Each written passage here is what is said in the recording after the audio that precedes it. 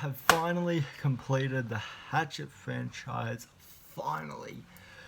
In the past, I've watched Hatchet 1, 2, and 4, but for some reason, I never watched Hatchet 3. Like, maybe I heard some bad reviews on the movie and I decided not to watch it, or I couldn't find a physical copy of the film anywhere. I don't know, I don't remember what my reasoning behind not watching this one was, but I finally sat down tonight and I rented the movie for $2 and I watched Hatchet 3. So yeah, let's get into this movie.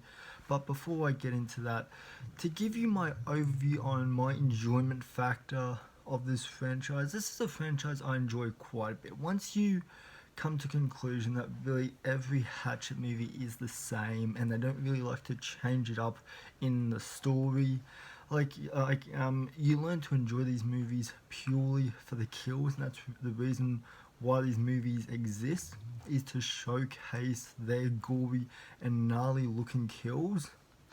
And that's the reason why this franchise has such a big fan base. Like that, this series has a great story, but they don't really do anything to expand upon it. Like Hatchet 3, like there is some new story in here, but it's really nothing we haven't already seen or heard of.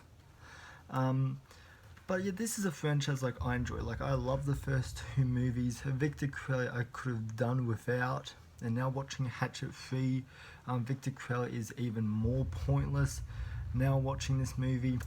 But yeah, anyways, yeah, let's get into my thoughts on Hatchet 3. Starting off with the positives, and the biggest positive of Hatchet 3 being the kills. Like that's no surprise there. The kills in this movie, the kills in this movie are gory, brutal, gnarly, and awesome. Like there's some awesome makeup in this movie. Like the practical effects, I believe, a majority of the kills displayed in this film are practical effects. Like there's some CGI every now and then, but for the most part this is a film that relies on its practical gore, which just from that point of view you can respect this movie, and this movie is already much more enjoyable since it's practical gore. Because there's a lot of cool kills in this movie. Like it's nothing, it's nothing over the top or as ridiculous as the past two movies, but like there's some cool kills here, but it's nothing you haven't already seen. But like there is a lot of blood spraying, there is a lot of guts flying around the screen. There's a lot of cool concepts for the kill. Like there's one scene when they walk in, when the military walk into this area, and there's all just body parts like spreaded around, and that scene I thought had some nice concept for what Victor Crowley did. So there is some imagination in some of these kills, but that's really because they're off screen. But the ones that are on screen are gnarly and vicious as fuck to watch. But yeah, it's nothing really impressive. It's nothing that you'll write home about. But like the kills in here are a lot of fun to watch. They are brutal. They are hard to watch. So yeah, if you're a die-hard Hatchet fan, you'll be happy with the kills in this, and especially if you are a gore hound, there's plenty of gore in this movie to enjoy. My next positive is Victor Crowley. There is a little more story that is expanded on here, where our main character Danielle Harris and this news reporter, journalist, finds these ashes, which is all about the curse of Victor Crowley, and how to keep his curse, I guess, together, I guess. And so yeah, I thought that was a cool piece of story to add into this final entry, well, so-called final installment in this franchise, up until Victor Crowley came out. And I thought this movie had a great conclusion. The ending of this movie, if they left it here, like this would have been like a great, 3 movie franchise. But they had to go ahead and add fucking, Victor Crowley, which does nothing to it. Like it's just another Hatchet movie where we get to see Victor Crowley go around slaughtering people for 90 minutes. And that's really the purpose of that movie being made. There's really nothing new in that movie, and it's more pointless when you watch Hatchet 3 and then you watch Victor Crowley. It makes that movie look so much. That movie stands out much more as a lesser installment in this franchise, to me at least. And this movie, this is one of my mixed elements actually. We have old Jason versus modern Jason, and this movie does really nothing with that. Like it's cool, it's cool to have Kane Hodder, playing Victor Crowley, and we have Derek Mears playing this head military guy, and like these two people go face to face. So we have a Jason versus Jason fight. Like, how is that awesome? Like, how do you mess that up? Like, doesn't matter how you write that. Like, just saying that is rad as fuck. So how do you mess that up?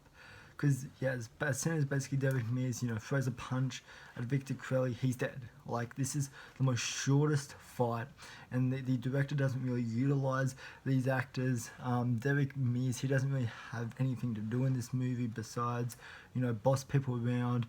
We have Danielle Harris, which is a horror icon, which she doesn't really do much in this movie. She more sits around.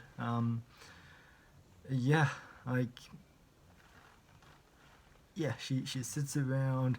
She doesn't really talk. She like, her performance in this isn't really all that good. Like, she's the one, I guess, to kill Victor Crowley at the end, but it's not really an earned sequence to me.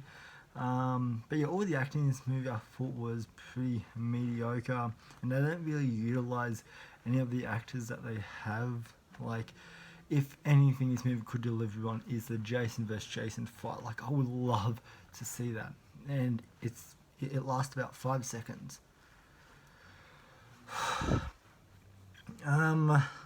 What else can I say about this movie? The comedy, the humor in this. The humor is pretty good in this. Like, I laughed quite a few times throughout this movie. There's a lot of well-timed jokes in here. Sid Haig, I thought he was an excellent comedic character in this film. He has a lot of my favorite lines in this film, and if anything, he's probably the best character in this film, because this film doesn't really set up characters, since they're just gonna get killed off like 10 minutes into the movie. So Sid Haig is definitely the highlight here. He has the best lines in the film, and he delivers his lines really well. So I'm not sure how, even though he has like a very small part in the movie that lasts like 5 minutes, he's my favorite character in this film, because this film doesn't care about setting up god awful characters. There's some dick humor in here that was pretty funny, but like it's been done before. Like, that's what I can say about this movie. Is everything you've seen in this movie has been done before. Like kills wise, story wise, everything wise. Like, there's nothing in this that is really new or unique. It's the exact same. This is just another Hatchet movie, and I felt the way they concluded it was as I said, was really well done, and that's where they should have ended it. Like, why carry on this franchise with Victor Crowley when you're going to bring him up, when you're going to bring him back, when your whole, I guess, moral of this story has been completed. I don't see the need to bring him back, just for him, to terrorize some people again. Like, fuck off.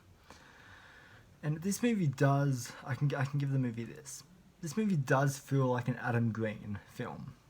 Like, in just the way some of the shots are set up, and in the writing, I'm not sure if Adam Green wrote this or not, but I know he executive produced this, and I know the story is by him. I'm not sure if he wrote it or not, but yeah, this definitely has the style of humor of a Hatchet film. It definitely feels like a Hatchet movie, and it's directed like Adam Green directed it, with a new twist on it that I appreciated. So yeah. Like, at the end of the day, this is a movie that I'm really not going to remember. Like, the first two movies, I think, are a lot of fun, and this movie is a great conclusion. While there's a lot of missed opportunities here, like, this is a fine conclusion to the Hatchet franchise. So you watch the first three, don't continue on from there, because you're guaranteed to be disappointed. So anyways, guys, yeah, they are my thoughts on Hatchet 3. If you have seen Hatchet 3, let me know down in the comments, what did you think of it? Did you like it? Did you think it was meh? Or did you really not like it? Let me know your thoughts and opinions down in the comment section down below. So anyways, guys, hope you have a good rest of your day, evening or night, and wherever you are, and I'll see you in the next video. Alright, bye.